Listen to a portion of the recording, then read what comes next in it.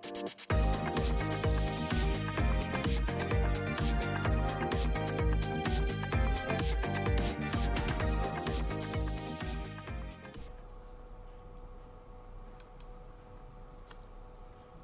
anak-anak, Assalamualaikum warahmatullahi wabarakatuh.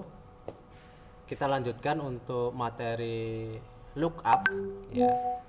Kali ini kita coba untuk membahas bagaimana cara mengerjakan dan pengaplikasian fungsi lookup ke dalam sebuah tabel ya, tabel yang sudah saya buat ini ya. Terlebih dahulu anak-anak tahu bahwasanya fungsi lookup itu secara umum dibagi menjadi dua, yaitu VLOOKUP dan HLOOKUP ya. Diingat-ingat anak-anak, jadi fungsi lookup dibagi menjadi dua, yaitu VLOOKUP dan HLOOKUP. Kapan kita menggunakan VLOOKUP? Kita lihat tabelnya. VLOOKUP kita gunakan jika nanti tabel, ini tabel utama, ini tabel referensi atau tabel bantunya. Kalau tabel bantunya itu berbentuk vertikal seperti ini ya, ini vertikal, maka kita menggunakan rumus VLOOKUP. Nah, kemudian kapan kita menggunakan HLOOKUP? HLOOKUP kita gunakan jika tabel referensinya ya, kita beri tanda dulu ya, tabel referensinya mengarahnya ke horizontal menggunakan rumus HLOOKUP. Nah, bagaimana rumusnya? Rumusnya adalah ini. Nanti untuk VLOOKUP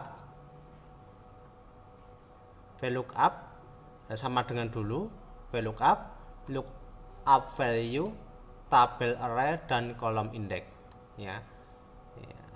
Jadi perhatikan untuk unsur-unsurnya ada sama dengan, kemudian ada VLOOKUP, ada lookup value, ada tabel array, ada kolom indeks. Sama dengan VLOOKUP sudah jelas, nanti kalian anak-anak bisa tulis. Kemudian kurung buka, lookup value-nya yang mana? Lookup value itu kalian cari data sel yang sama dengan tabel bantu. Kalian cari kira-kira sel mana. Kita cari gaji pokok dulu ya, kolom gaji pokok. Nah, yang dijadikan referensi adalah sel yang sama. Sel yang sama apa ya, ini ya, ada, kalau di sini tabel bantunya ada A, B, C ya, di sini berarti yang sama di tabel utama ada sel C ini. Maka dari itu ini nanti dijadikan lookup value ya, untuk mengerjakan di kolom E7. Kemudian berikutnya ada tabel array. Tabel array itu tabel referensinya atau tabel bantunya ini. Nanti bisa kalian blok semuanya ya. Jadi tabel array itu tabel bantunya. Kemudian yang berikutnya adalah kolom indeks ya. Kolom indeks itu kolom yang mau diambil datanya. Yang mau diambil kan gaji pokok. Kita lihat data bantunya, tabel bantunya atau tabel referensinya, kolom indeksnya, kolom ini kan kolom 1, 2, 3, 4 ya. Untuk gaji di sini itu kolom berapa ya? Kalau golongan itu dalam tabel ini itu kolom 1 ya.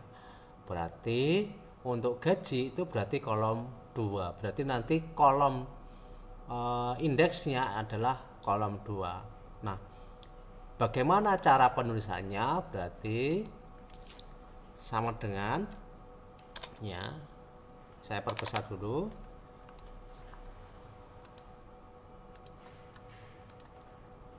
ya, sama dengan terlalu besar, segini ya, sama dengan VLOOKUP kemudian search key atau di sini lookup value-nya sama saja ya. Kalian bisa ketik manual atau kalian klik ya. Yang di baris ini ya, di baris 7 ini ya, lookup value-nya di C7. Nah, ditulis atau diklik enggak apa-apa ya. Ya, kemudian titik koma. Oh, koma. Koma ya. Koma. Ya. Koma ya. Kemudian yang berikutnya adalah range atau kolom indeksnya ya, atau tabel array-nya, tabel bantunya. Tabel bantunya kalian blok ya, semuanya. Oke. Kemudian koma ya. Kemudian kolom indeksnya gaji di sini. Nah, di sini itu kolom berapa? Berarti kolom 1, 2 ya, berarti kalian tuliskan 2 kurung tutup ya, enter. Nah